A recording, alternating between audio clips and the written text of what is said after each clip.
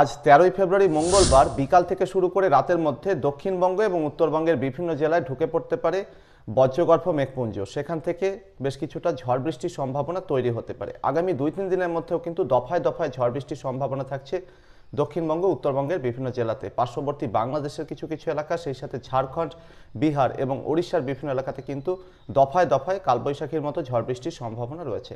Weather update চ্যানেলে আজ ১৩ই ফেব্রুয়ারি মঙ্গলবারের এই অত্যন্ত গুরুত্বপূর্ণ পূর্বাভাসে আমি শুভেন্দু ভট্টাচার্য আপনাদেরকে জানাবো যে আগামী ৩-৪ দিনের মধ্যে কবে কোথায় ঝড় বৃষ্টিটা হওয়ার সম্ভাবনা থাকছে। এর পরবর্তীতে আবহাওয়াতে কী ধরনের পরিবর্তন আসতে পারে সেই ব্যাপারেও আপনাদেরকে জানাবো। এই মুহূর্তে যারা এখনও পর্যন্ত চ্যানেলটি সাবস্ক্রাইব বা ফলো করেননি তারা ইউটিউবে চ্যানেলটিকে এখনই সাবস্ক্রাইব করে অল নোটিফিকেশান অন করে দিন। আর যারা ফেসবুকে দেখছেন তারা চ্যানেলটিকে এখনই ফলো করে রাখুন। আপনাদের কাছে অনুরোধ করব যতটা সম্ভব লাইক এবং শেয়ার করে দেবেন, তার কারণ হলো চ্যানেলটি সবার কাছে খুব দ্রুত পৌঁছে যাবে।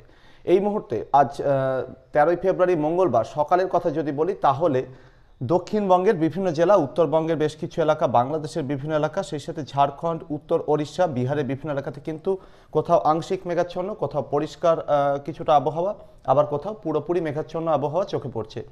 পশ্চিমবঙ্গের পশ্চিমাঞ্চলে পুরুলিয়া জেলার বলরামপুর এবং তার পার্শ্ববর্তী এলাকায় আজ ভারতীয় সময় ঘড়িতে এখন প্রায় ৮টা ৫ বাজে, এই সময় খানিকটা বজ্রগর্ভ মেঘপুঞ্জ চোখে পড়ছে। সেটা খানিকটা পূর্ব এবং দক্ষিণ পূর্ব দিকে, অর্থাৎ ঝাড়খণ্ডের চাকুলিয়া এবং তার পার্শ্ববর্তী পশ্চিম মেদিনীপুরের আশেপাশে এলাকার দিকে এগোচ্ছে। এখানে কোথাও কোথাও হালকা ঝড় বৃষ্টির দেখা কিছুটা মিলতে পারে, তবে বজ্রগর্ভ মেঘপুঞ্জটি খুব একটা শক্তিশালী নয়। বড় আকারের বজ্রগর্ভ মেঘপুঞ্জ যেটা এই মুহূর্তে বিহারের পাটনা থেকে শুরু করে উত্তর ছত্তিশগড়ের অম্বিকাপুর পর্যন্ত উত্তর দক্ষিণে বিস্তৃত রয়েছে, ঝাড়খণ্ডের পশ্চিমাঞ্চল হয়ে। তো এই বড় আকারের বজ্রগর্ভ মেঘপুঞ্জটি কিন্তু পশ্চিম থেকে পূর্বের দিকে এবং খানিকটা দক্ষিণ পূর্ব দিকে এগিয়ে চলেছে।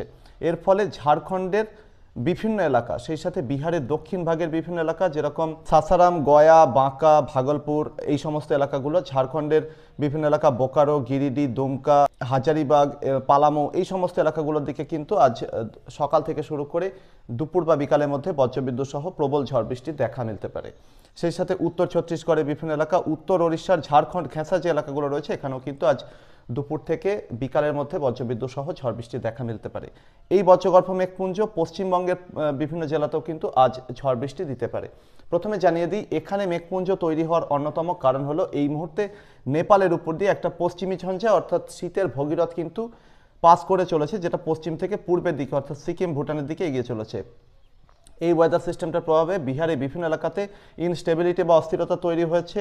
বঙ্গোপসাগরের উত্তরাঞ্চল এবং তার পার্শ্ববর্তী এলাকায় এই মুহূর্তে একটা অ্যান্টিসাইক্লোন বা হাই প্রেশার বা বিপরীত ঘূর্ণাবর্ত অবস্থান করছে, যেটা লাগাতার আর্দ্রতাপূর্ণ হাওয়া ঢোকাচ্ছে ওড়িশা, পশ্চিমবঙ্গ, বাংলাদেশ, ঝাড়খণ্ড এবং তার পার্শ্ববর্তী বিভিন্ন এলাকার দিকে। এই আর্দ্রতাপূর্ণ হাওয়া যেরকম ঢুকছে, খানিকটা উত্তরে হাওয়া সেটা উত্তরপ্রদেশ পর্যন্ত এসে থমকে রয়েছে। এই দুই বিপরীতধর্মী হাওয়া প্রথমত মুখোমুখি হচ্ছে। বিহারের উপরে এই মুহূর্তে একটা ঘূর্ণাবর্ত তৈরি হতে চলেছে দক্ষিণ বিহার এবং উত্তর ঝাড়খণ্ডের উপরে। তো এই সমস্ত কারণে কিন্তু এই এলাকাগুলোতে প্রবল অস্থিরতা তৈরি হয়েছে বায়ুমণ্ডলে, যেটা অতিরিক্ত আর্দ্রতার যোগান পেয়ে কিন্তু বজ্রগর্ভ মেঘপুঞ্জ তৈরি করছে। এবং এই বজ্রগর্ভ মেঘপুঞ্জগুলো কিন্তু আজ সকালের দিকে দেখা যাচ্ছে অনেক বেশি শক্তিশালী হয়েছে। এর আগে বিগত 2 দিন ধরে ছত্তিশগড়ের বিভিন্ন এলাকা, পূর্ব মধ্যপ্রদেশের বিভিন্ন এলাকা, ওড়িশার কিছু কিছু এলাকাতে কিন্তু দফায় দফায় ঝড় বৃষ্টি হয়েছে। এই মুহূর্তে অ্যাক্টিভিটির পরিমাণ কিন্তু দক্ষিণ বিহার এবং উত্তর ঝাড়খণ্ড, পশ্চিম ঝাড়খণ্ডের দিকে বেড়ে গেছে।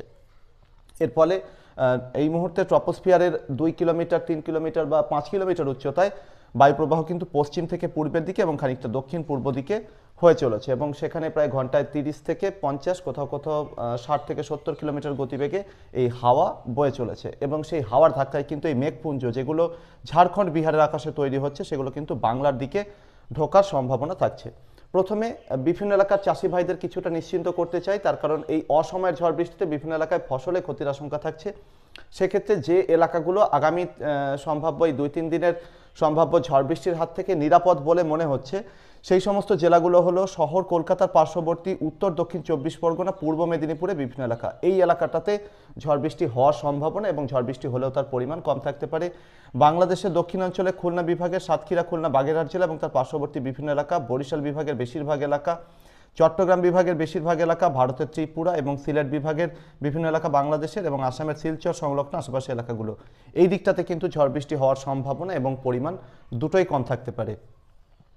বাংলাদেশের রাজশাহী বিভাগ এবং খুলনা বিভাগের উত্তরাঞ্চলে মেহেরপুর এবং তার পার্শ্ববর্তী কিছু এলাকা, ঢাকা বিভাগের উত্তরাঞ্চলে টাঙ্গাইল এবং তার আশেপাশের বিভিন্ন এলাকা, রংপুর বিভাগের কিছু কিছু এলাকা, এই এলাকাগুলোতে কিন্তু ঝড় বৃষ্টির দেখা মিলতে পারে।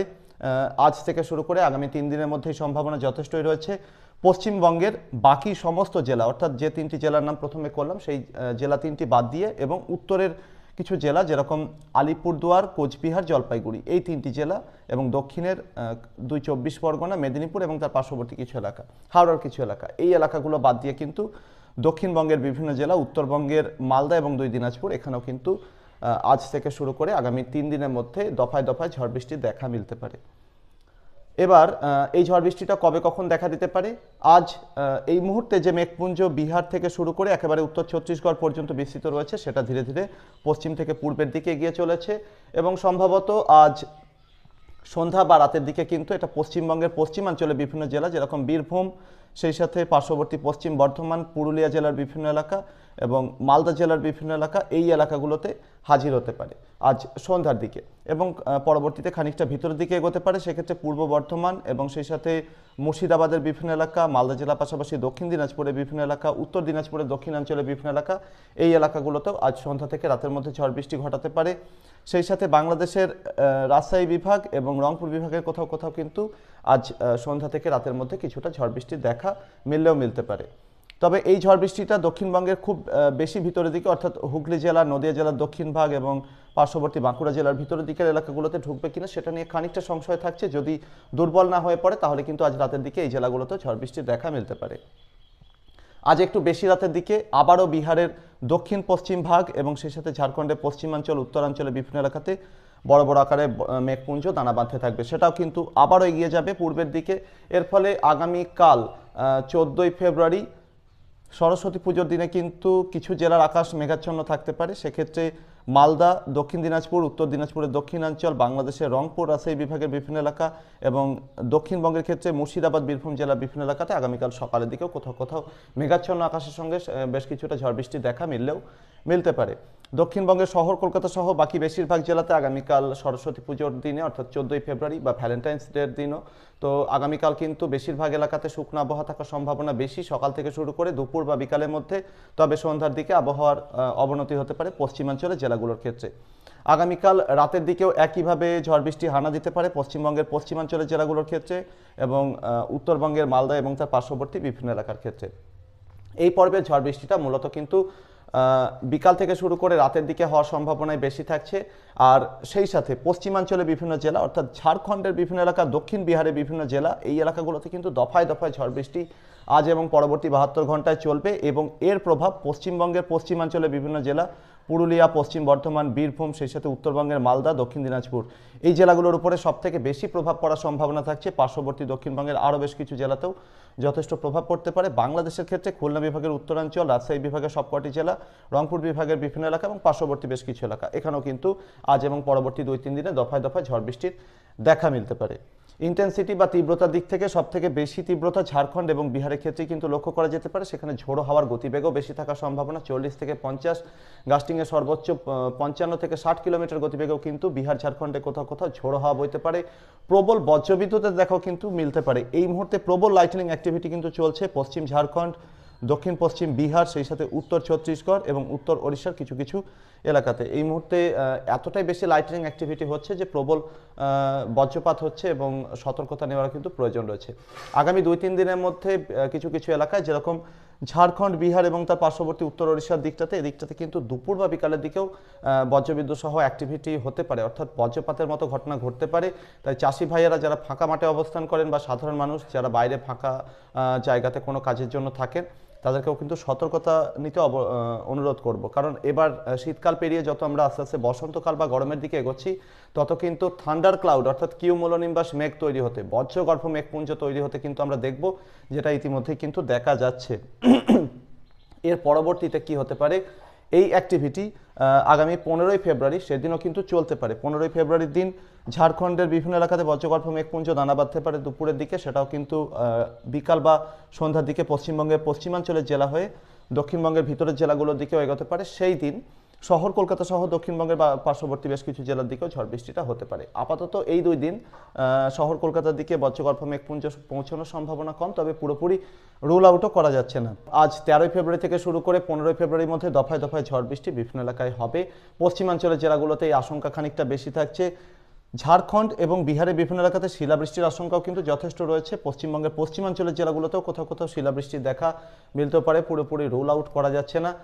16ই ফেব্রুয়ারি থেকে আবার আবহাওয়া পরিষ্কার হবে, মেঘপুঞ্জ পরিষ্কার হয়ে যাবে, ওয়েদার সিস্টেম ঘূর্ণাবর্তটি দুর্বল হয়ে যাবে এবং উত্তর বঙ্গোপসাগরের দিকে সরে যাবে। উত্তরে হাওয়া আর একবার ঢুকে পড়বে, এর আগে যেরকমটা জানিয়েছি। 18 থেকে 19শে ফেব্রুয়ারির মধ্যে লাদাখ এবং তার পার্শ্ববর্তী এলাকার দিকে আবার একটি শক্তিশালী পশ্চিমী ঝঞ্ঝা আসতে পারে এবং সেটাও কিন্তু ধীরে ধীরে পূর্বের দিকে এগোতে থাকবে। এটা ঘূর্ণাবর্ত হরিয়ানা এবং তার পার্শ্ববর্তী এলাকায় তৈরি হয়ে উত্তরপ্রদেশের বিভিন্ন এলাকা পর্যন্ত ঝড় বৃষ্টি দিতে পারে। ফেব্রুয়ারি 21 বা 22 তারিখ থেকে বাংলাদেশের বিভিন্ন এলাকা, আসামের বিভিন্ন এলাকা, ত্রিপুরার দিকেও কিন্তু আবার বিক্ষিপ্ত বৃষ্টি শুরু হতে পারে।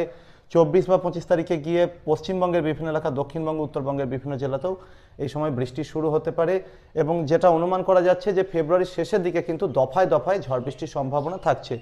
শহর কলকাতা সহ দক্ষিণবঙ্গের বিভিন্ন জেলা, উত্তর ওড়িশার বিভিন্ন জেলা, ঝাড়খণ্ডের বিভিন্ন এলাকা এবং পার্শ্ববর্তী বাংলাদেশের বিভিন্ন এলাকাতে কিন্তু ফেব্রুয়ারির শেষ দিকটাতে দফায় দফায় কালবৈশাখীর ধাঁচে কিন্তু ঝড় বৃষ্টি হবে। সেক্ষেত্রে শিলাবৃষ্টির আশঙ্কাও তৈরি হতে পারে, দমকা হাওয়া এবং তার সাথে বেশ খানিকটা বৃষ্টিতে কিন্তু কোথাও কোথাও ফসলের ক্ষতির আশঙ্কা থাকতে পারে। আবার এই মুহূর্তে নতুন করে আবার ধান চাষের মৌসুম চলছে, সেক্ষেত্রে কিন্তু খানিকটা লাভজনক পরিস্থিতি তৈরি হতে পারে বৃষ্টির হাত ধরে।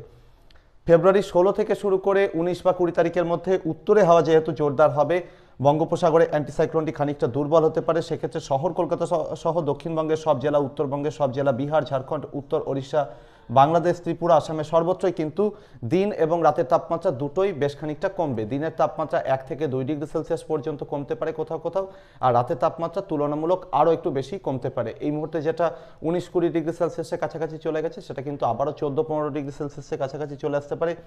পশ্চিমাঞ্চলের জেলাগুলোতে 11 থেকে 14 ডিগ্রি সেলসিয়াসের মধ্যেও চলে আসার সম্ভাবনা থাকছে।